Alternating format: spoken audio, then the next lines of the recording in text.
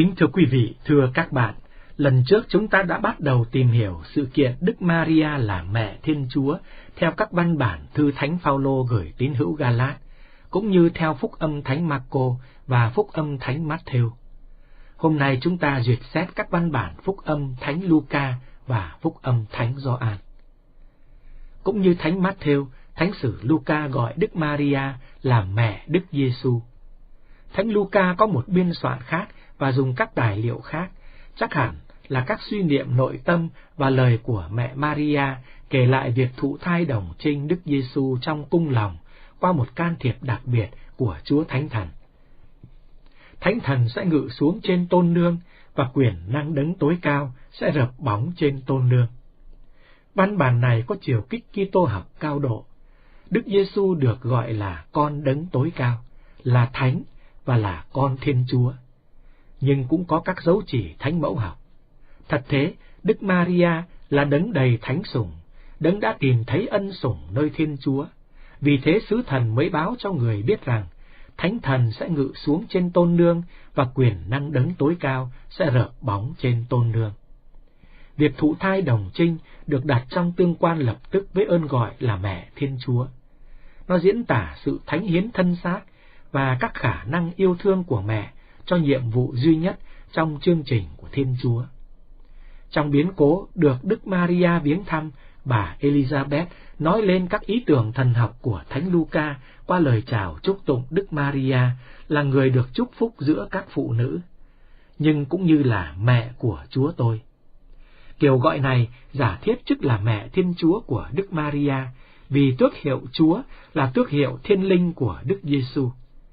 Nhưng chức làm mẹ Thiên Chúa của Đức Maria sẽ không thiếu mầu nhiệm khổ đau. Trình thuật dâng Đức Giêsu trong đền thờ cho thấy Đức Giêsu là đấng cứu thế của Chúa, và đấng cứu độ không phải chỉ của dân Israel mà là của tất cả mọi dân nước.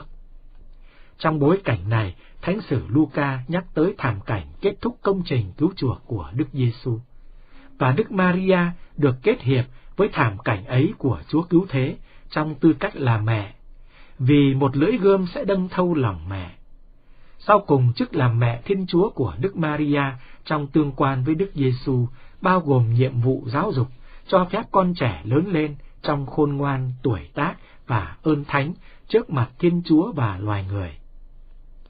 Phúc âm Thánh Gioan cũng được gọi là phúc âm của mẹ Đức Giêsu. Tước hiệu mẹ được Thánh Gioan nhắc tới nhiều lần trong các cảnh Kitô thánh mẫu học quan trọng nhất. Chẳng hạn trong trình thuật tiệc cưới làng Cana, Thánh Gioan 2 lần nhắc tới mẹ của Đức Giêsu và 1 lần mẹ. Trong trình thuật cái chết của Đức Giêsu trên núi Sọ, trong 3 câu Thánh Gioan đã gọi Đức Maria 5 lần với tước hiệu mẹ. Trong cả 2 cảnh, tước hiệu mẹ gắn liền với tước hiệu bà và ám chỉ rằng một dòng dõi mới đã khởi đầu với mẹ Đức Giêsu, Eva mới, nhưng với vai trò ngược lại với vai trò của người đàn bà thứ nhất.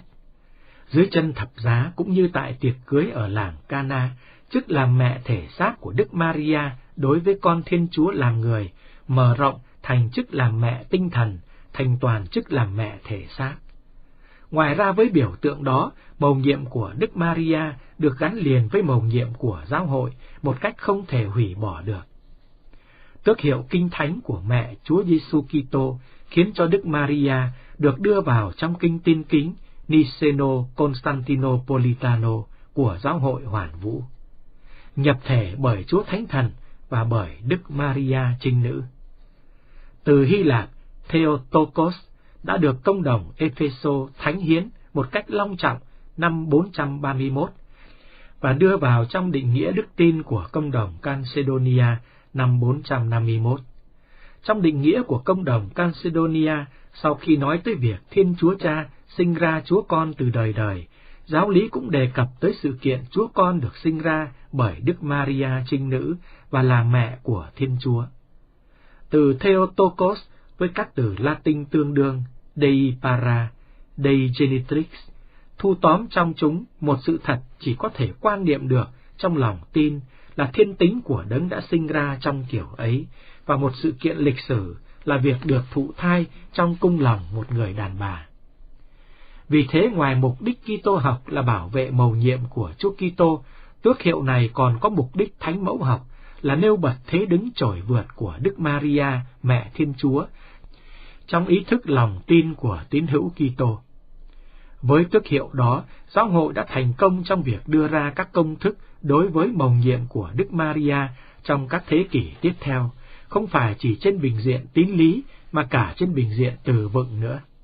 Lý do là vì giáo hội đã đạt tới chỗ đề tài hóa một cách quân bình việc quy chiếu về con người cũng như công trình của đấng cứu thế là trọng tâm của tín lý thánh mẫu học.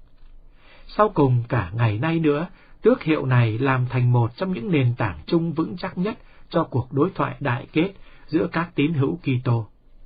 Về điểm này, tài liệu của Công đồng Chung Vatican II khẳng định như sau: Thánh Công đồng rất vui mừng và được an ủi khi thấy ngay giữa các anh em ly khai không thiếu những người đã dâng lên mẹ Chúa Cứu Thế, vinh dự Ngài đáng được, nhất là các anh em Đông Phương, những người nhiệt thành và hết lòng sùng kính mẹ Thiên Chúa trọn đời đồng trinh. Điểm thứ hai diễn tả sự hiệp nhất của Đức Maria với Chúa Giêsu theo Tân Ước, đó là Đức Maria là môn đệ của Chúa.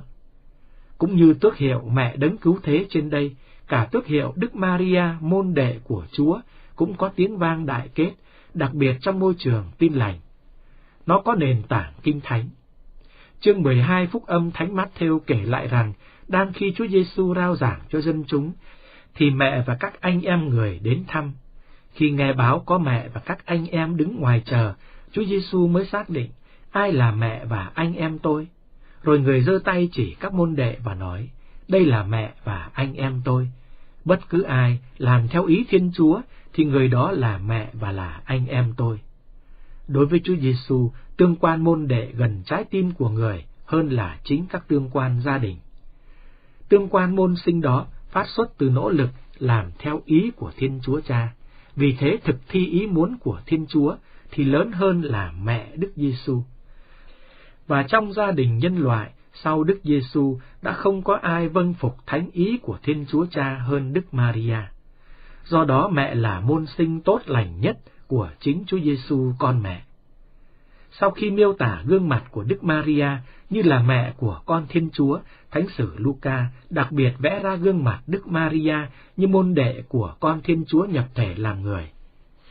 Thật vậy, trình thuật nói trên nằm ngay sau trình thuật dụ ngôn người gieo giống, và hạt giống rơi trên các loại đất khác nhau: đất của đường đi, đất có sỏi đá, đất có gai góc và đất tốt.